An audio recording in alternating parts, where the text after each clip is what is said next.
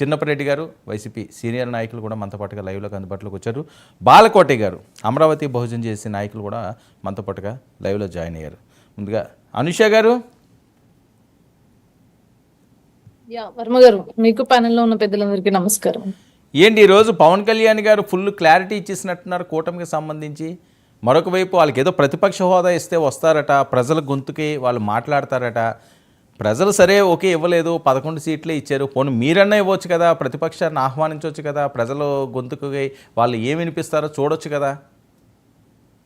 వర్మ గారు, మేము as per constitution అదేవిధంగా ప్రజలు ఇచ్చిన మ్యాండేట్ రెండిట్లని మీరు దలుచుకోలేదంట.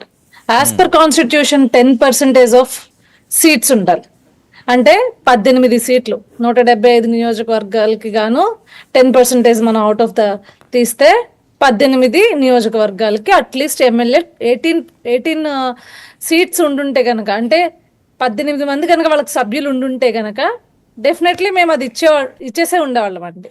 సో అదేవిధంగా ప్రజలు ఏదైతే మ్యాండేట్ ఇచ్చారో, ప్రజలు ఏదైతే తిరస్కరణ చేశారో ఎవరిని, వైఎస్ఆర్సీపీ పార్టీ వాళ్ళని, సో ఆ ప్రజాభిప్రాయాన్ని కూడా కూటమి ప్రభుత్వం ఈరోజు మీరదలుచుకోలేదండి. సో అందుకే ఈరోజు వాళ్ళని ఇంత నాకు అంగట్లో చాక్లెట్లు కొనివ్వండి, లేకపోతే నాకు ఎక్కడున్న పీచు మిఠాయి కొనివ్వండి అని చెప్పేసి అలా చిన్నపిల్లలు ఏడ్చినట్లు ఎంత ప్రతిపక్ష హోదా ఇవ్వండి అని ఏడ్చినా కూడా ఈ రెండిట్లని, అంటే ప్రజాభిప్రాయాన్ని అదేవిధంగా కాన్స్టిట్యూషన్ని రెండిట్లని కూడా మీరే ప్రసక్తి లేదండి. సో అందుకనే వాళ్ళు అడుగుతున్న ప్రతిపక్ష హోదా ఇచ్చే పరిస్థితి అయితే ఉండదు.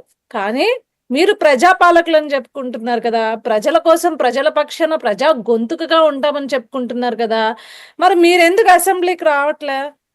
అట్లీస్ట్ మీకు ఇచ్చే 2 minutes 3 minutes 4 minutes 11 minutes, at least ఆ 11 minutes ఏదైనా సరే మీరు వస్తే కదా తెలిసేది ఎన్ని మినిట్స్ ఇస్తారు మీకు అనేది. ఫస్ట్ ఫేస్ చేయాలి కదా. ఫస్ట్ అసలు ఫేస్ చేయడానికి కూడా ఎందుకు రెడీగా లేరు?